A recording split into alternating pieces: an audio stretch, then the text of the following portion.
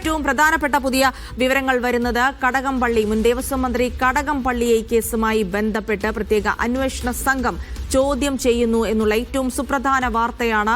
ഈ കേസിൽ ബാലമുരുകനിൽ നിന്നും ഒപ്പം തന്നെ ചോദ്യം ചെയ്തു എന്നുള്ള വാർത്തയാണ് വരുന്നത്. നേരത്തെ തന്നെ ഈ കേസുമായി ബന്ധപ്പെട്ട നിരവധി ആളുകളെ ചോദ്യം ചെയ്തതിൽ നിന്ന് ഒരുപക്ഷെ ലഭിച്ച വിവരത്തിന്റെ കൂടി അടിസ്ഥാനത്തിലായിരിക്കണം കടകംപള്ളിയിലേക്ക് എത്തിയത് എന്നുള്ള വിവരങ്ങൾ കൂടിയാണ്. സിജോ വി ജോൺ വിവരങ്ങൾ നൽകും. സിജോ, ഏറ്റവും സുപ്രധാനമായ അന്വേഷണത്തിൽ ഏറ്റവും സുപ്രധാനമായ ഒരു ചോദ്യം ചെയ്യലെന്ന് വേണമെങ്കിൽ പറയാം. കടകംപള്ളി കൂടി ചോദ്യമുനയിലേക്ക് അന്വേഷണ പരിധിയിലേക്ക് എത്തുന്നു. എങ്ങനെ, എന്താണ് വിശദാംശങ്ങൾ?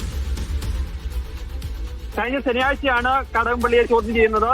ഇതിന്റെ അന്വേഷണം, അതിന്റെ അറസ്റ്റ് 10 പേരിലോട്ട് എത്തിയിട്ടും എന്തുകൊണ്ടാണ് മുൻ ദേവസ്വം വകുപ്പ് മന്ത്രിയായ കടകംപള്ളി സുരേന്ദ്രനെ ചോദ്യം ചെയ്യാത്തത് എന്നുള്ളതായിരുന്നു പ്രധാനപ്പെട്ട ചോദ്യമായി വരുന്നത്. അതിനിടയിലാണ് ശനിയാഴ്ച കടകംപള്ളിയെ ചോദ്യം ചെയ്തതായിട്ടുള്ള വിവരങ്ങൾ പുറത്തു വരുന്നത്. എന്തായാലും ഇതിൽ തനിക്ക് പങ്കില്ല, തന്റെ ഇടപെടൽ നടത്തിയിട്ടില്ല, താൻ ഒരു തരത്തിലുള്ള ഇടപെടലും നടത്തിയിട്ടില്ല എന്നുള്ളതാണ് കടകംപള്ളി മൊഴി നൽകിയിരിക്കുന്നത്.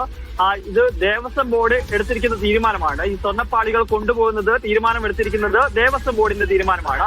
അതിന് ഏതെങ്കിലും തരത്തിലുള്ള ഇടപെടൽ സർക്കാരിനോ ദേവസ്വം വകുപ്പിനോ ഇല്ല. താനും ഒരു തരത്തിലും ഇടപെട്ടിട്ടില്ല, തന്റെ ഓഫീസും ഇടപെട്ടിട്ടില്ല എന്നുള്ള ഒരു മൊഴിയാണ് ഇപ്പോൾ കടകംപള്ളി സുരേന്ദ്രൻ നൽകുകയും ചെയ്തിരിക്കുന്നത്. നേരത്തെയും അദ്ദേഹം ഇതേ നിലപാട് തന്നെയാണ് ആവർത്തിച്ചിരുന്നത്. ഒരു ഘട്ടത്തിൽ പത്മകുമാറിന്റെ മൊഴി കടകംപള്ളി സുരേന്ദ്രന്റെ ഓഫീസിനെതിരെ എന്ന നിലയിൽ പുറത്തു വന്നിരുന്നു.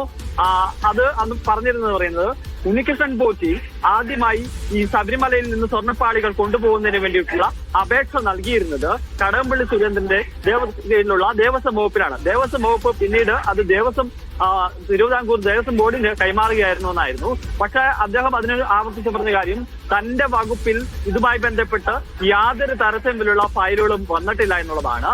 അതേ നിലപാട് തന്നെയാണ് അദ്ദേഹം പറഞ്ഞിരിക്കുന്നത്.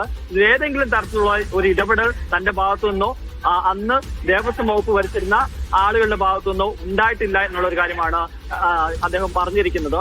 എന്തായാലും ഇത്രയും ദിവസം ചോദിച്ചിരുന്നത് എന്തുകൊണ്ടാണ് അന്നത്തെ ദേവസ്വം വകുപ്പ് മന്ത്രിയായിരുന്ന കടകംപള്ളി സുരേന്ദ്രനെ ചോദ്യം ചെയ്യാത്തത് എന്നുള്ളതാണ്.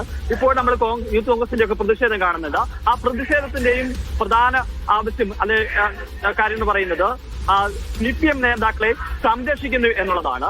ഇതിലെ അന്വേഷണം നിർണായക ഘട്ടത്തിൽ എത്തിയെന്ന് പറയുമ്പോഴും എന്തുകൊണ്ടാണ് പാർട്ടി തലത്തിലേക്കുള്ള അന്വേഷണം പോകാത്തത്, മുൻ ദേവസ്വം വകുപ്പ് മന്ത്രിയെ ചോദ്യം ചെയ്യാത്തത് ഉൾപ്പെടെ എന്നുള്ള കാര്യമാണ് ആവർത്തിച്ച് പറഞ്ഞിരുന്നത്. അതിനിടയിലാണ് ഇപ്പോൾ കടകംപള്ളിയെ ചോദ്യം ചെയ്തതായിട്ടുള്ള വിവരങ്ങൾ പുറത്തു വരികയും